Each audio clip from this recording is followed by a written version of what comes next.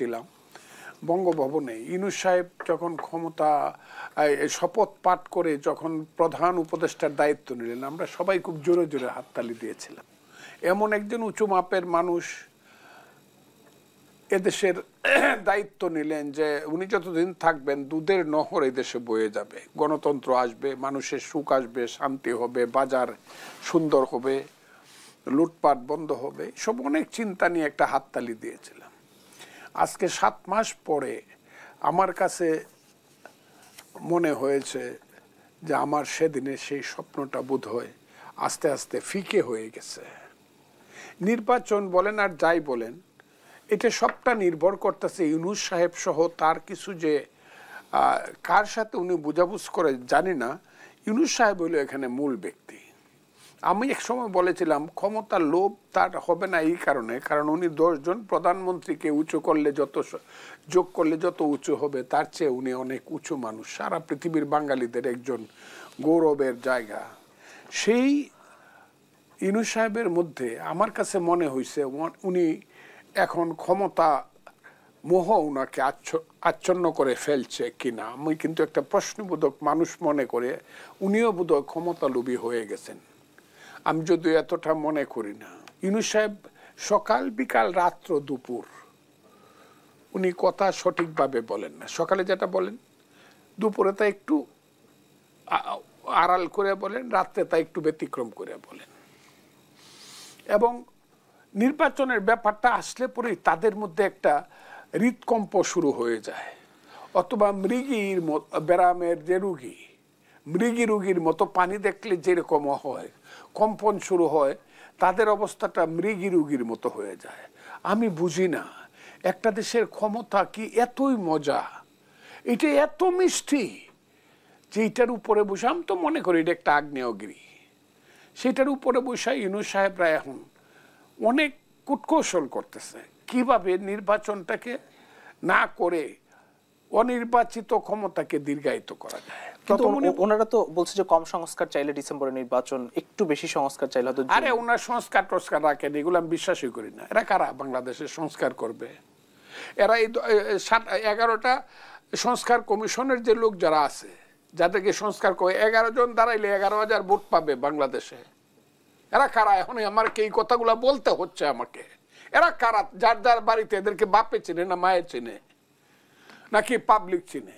এদের সংস্কার আমাকে করে মানতে হবে, এরা এই দেশের ফেরেস্তা হয়ে গেছে। এরা কারা? আমি জানি এদের ইতিহাস যদি বলতে থাকি, এই যে 29 লক্ষ ডলার আসছে বলতেছে, আমি তো জানি না কার ঘরে কত গেছে, তার কার দরজা দিয়ে কত ঢুকছে।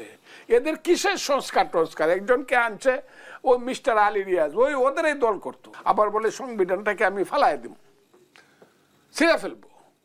এই সব লোকের সংস্কার আমাদেরকে মানতে হবে। কেন মানতে হবে? ফজলুর রহমানদেরকে এইসব লোকের পালিয়ে যাওয়া দল, নেতৃত্ব সব পালিয়ে গেছে, এখানে যারা আছে পালায় আছে। এরপরে বিএনপি হলো এখানে মূল ফ্যাক্টর। বাংলাদেশের রাজনীতি পাবলিক পলিটিক্সে বিএনপি মূল ফ্যাক্টর। আর যে দলগুলো আছে বিএনপির সাথে, এই যে যারা বসছে গণফোরাম অবস্থান আছে, সমস্ত দল যারা বাংলাদেশকে ভালোবাসে এবং বাংলাদেশের রাজনীতিতে যারা জন্মের থেকে বা জন্মের আগের থেকে যারা রাজনীতি করে আসে, সমস্ত দল হইল একমত ইলেকশন ডিসেম্বরের মধ্যে দাও বা দ্রুত দাও। মানে মতদ্বৈততা নেই নাই।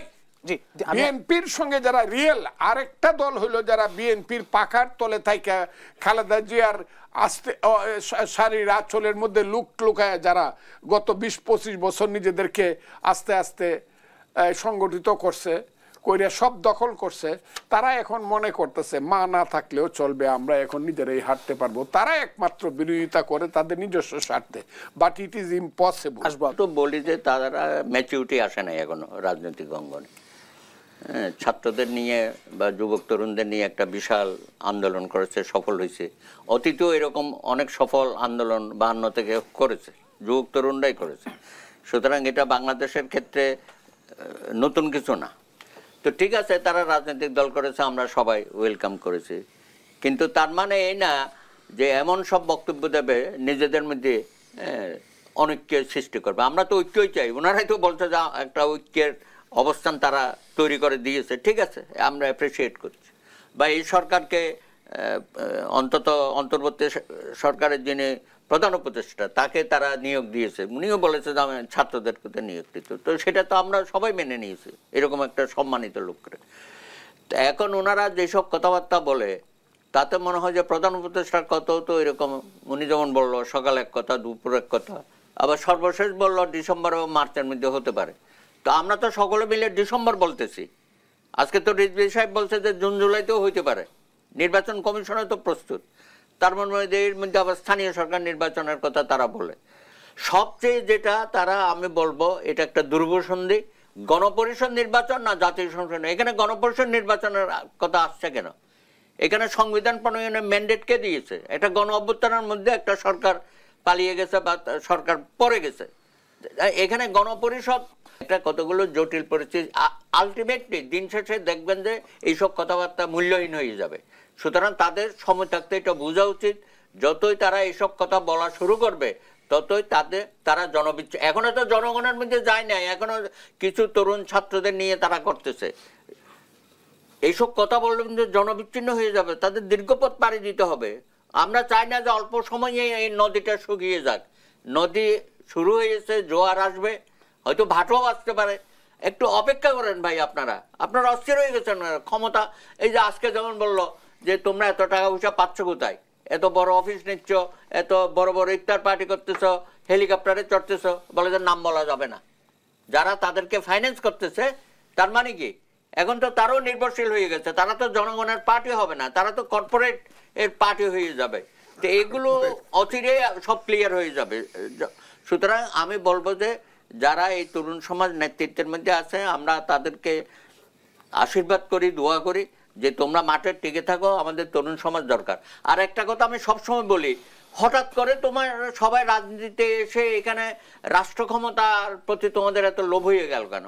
তুমি ছাত্রদেরকে বিশ্ববিদ্যালয় কলেজে পাঠাও, ইকসু রাষ্ট্র চাকরি ইলেকশনগুলো দাও, সেখান থেকে নেতা বেরিয়ে আসুক।